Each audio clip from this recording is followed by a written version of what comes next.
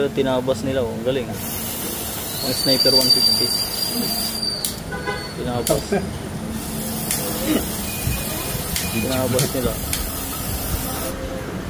Ilagay sa 155. Galing ano, magaling. Ayos din oh. Pwede nga pala yun. Tabasin lang. O yan, throttle body mo pre. Sulit. Alam mo naman, napakadumi. Parang mas maliit yan ano. 34mm na yan eh. Purgato. Oo. Okay, yun yan ano.